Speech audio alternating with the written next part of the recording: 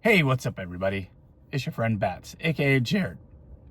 I recently made a video called YouTube Sucks and I Suck at YouTube, and that's very true. I have been a DC Comics fan my entire life.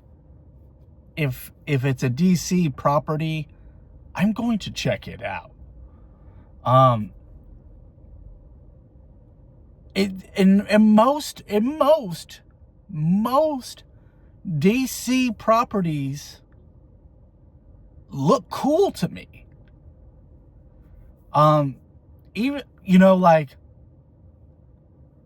I liked the first Suicide Squad movie. But most people in real life and on the internet told me it was a bad movie. And I find that really interesting how art is subjective, except on the internet. And except when you're in a group with people who all think the same. And I noticed this on YouTube specifically. There's like an endless amount of channels to tell you something is too bad. And Superman is my favorite superhero. I know that's generic, but he is my favorite superhero. And now as there's a new Superman movie coming out, I am very excited. Very excited. I even have the shirt for the new Superman logo. I haven't even seen it. I've seen a 2-minute trailer and a 30-second trailer with mostly the clips from the 2-minute trailer. And I'm like, this looks great. And now there's a clip of Superman doing a barrel roll. And there's an endless amount of people online, on YouTube, on Instagram, just in my feed, because just the stuff I look up, so it's in my algorithms, just saying, this looks terrible, this is gonna flop, this is the end of DC Comics, it's the end of DC movies, if this doesn't succeed, they're never gonna make another Superman movie. And I'm like, bro, is this where we're at now? Is this really where we're at now? Like, has anyone not learned anything? Like, ever? Like, I'm not that old, but I'm pushing 40. I'm going to be 40 years old in the year 2025. And even though I was too young to know about it, I was too young to know about it as it was happening, but I remember when I was a young man, a young teenager, older gentlemen in comic shops would tell me people used to be so worried about Michael Keaton playing Batman that, oh, Mr. Mom can't play Batman. This is ridiculous. This is going to be the worst thing ever. And everyone loves Michael Keaton Batman. I don't even like Michael Keaton Batman, and I like Michael Keaton Batman. I have the Batman 89 comics. Like, I have the movies. I own the movies. I have memorabilia from that movie. That movie is a cultural icon. And I remember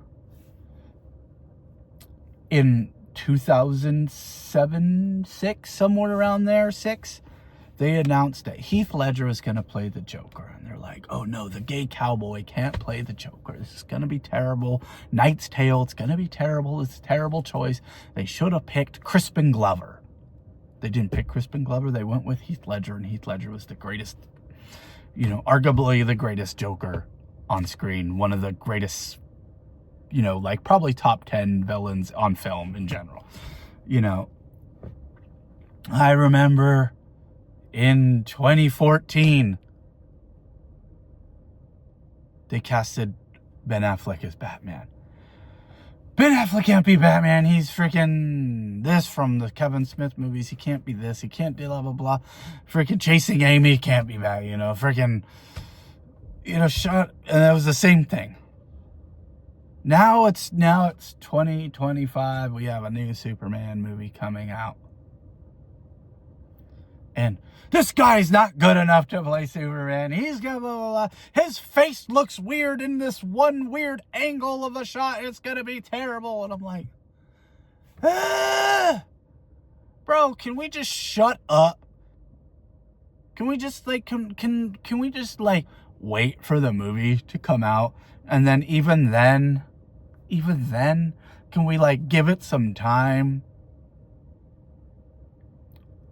And be reflect upon it later and be like, that was a good movie.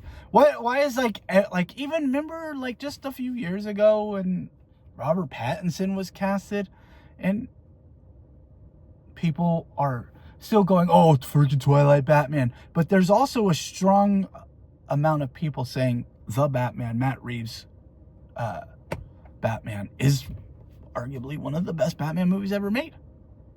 And I'm in one of those camps. And I'm not one, I'm a more comic book, fantastical. I want to see the guy fight clay monsters and crocodile men. But that's just me. But I also think I recognize that movie as a freaking masterpiece.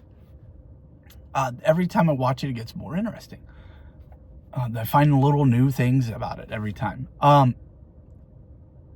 So why in 2025, we're essentially almost 40 years of superhero movies at this point.